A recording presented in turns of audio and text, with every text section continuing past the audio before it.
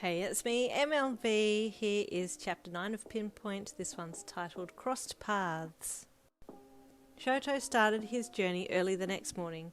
He was eager to continue his search for you, but he was aware that there was a certain etiquette when it came to turning up at people's houses. Like, for example, showing up at 6 a.m. was a definite no-no. He decided to time his arrival at the first house around 7 a.m, hoping that mountain dwellers were early risers. He elected to start at the top of the list, visiting the Kageyaku family first.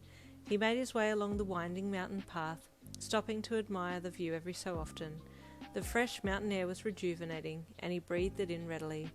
As he ascended the crest of a hill, he saw small houses dotted in amongst the trees. His heart started to beat faster. What if she's here? What if she doesn't remember me? What if she's already betrothed or married? He stopped in his tracks as internal panic set in. He reached into his pocket and touched the small soft fabric bundle. If nothing else, I would like to at least return this to her. A flashback of your final words to him played in his mind. Until we meet again. He set his face with determination and walked purposefully forwards. He knocked firmly on the first door as he checked the address again to make sure that he had the right house. An elderly gentleman answered the door and looked at Shoto, looking him up and down.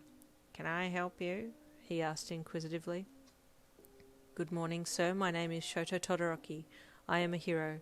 I am inquiring into a case regarding gems and would greatly appreciate your help if that is possible." He bowed low. "Of course, Mr. Todoroki. Very appreciative of what you heroes do for us. Please come inside." He opened the door and invited Shoto in.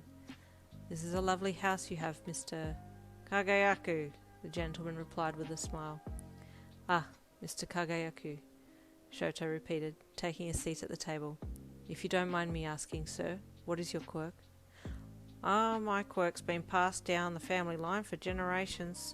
We possess the skill to be able to locate precious stones, gems, jewels beneath the earth's surface," Mr. Kageyaku replied proudly.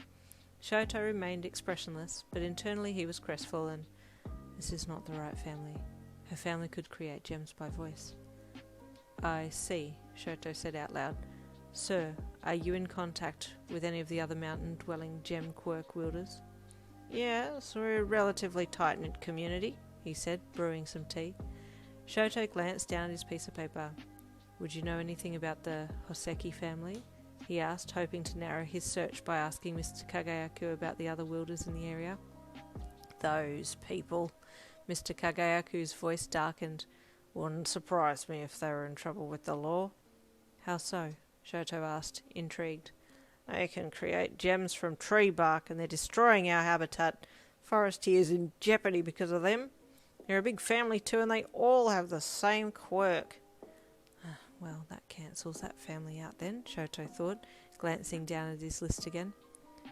"What about the bzz, bzz, bzz?" Shoto's phone vibrated in his pocket. "Excuse me a moment," he said, pulling his phone out of his pocket. "The inspector? What could he want at this hour in the morning?" "Hello, Inspector." Shoto answered the phone, turning and walking away from Mr. Kageyaku.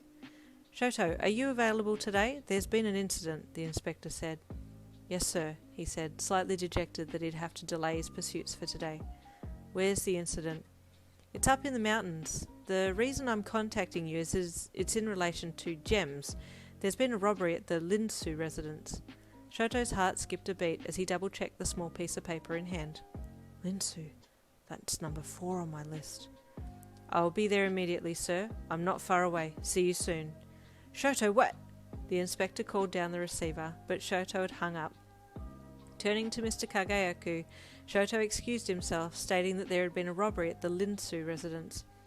"Oh, no, I hope they're okay," Mr. Kageyaku responded. "A lovely family. I've known the grandmother for a long time. Please send her my well wishes. If she needs anything, tell her to call me." "Thank you, sir. I will," Shoto said, turning to the door.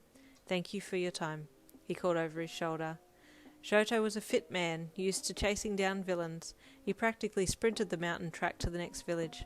"Excuse me," he said, pulling up panting before an old lady. "Could you please point me in the direction of the Linsu residence?" "Are you here in relation to the robbery?" she asked. "Yes, ma'am. I'm a hero."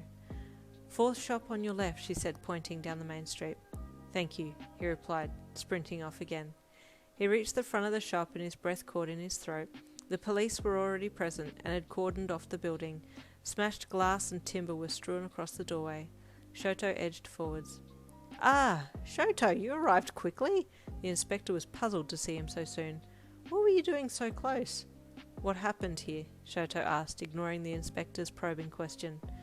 "Aggravated robbery about a half hour ago," the inspector said, watching as Shoto surveyed the damage. "Any casualties?" Shoto asked, looking at the inspector. "None, sir. 5 workers were at the shop this morning, and all 5 sustained lacerations at some part of their body, but none were grievously harmed." "And the thieves?" "Escaped, unfortunately," the inspector replied, frustrated.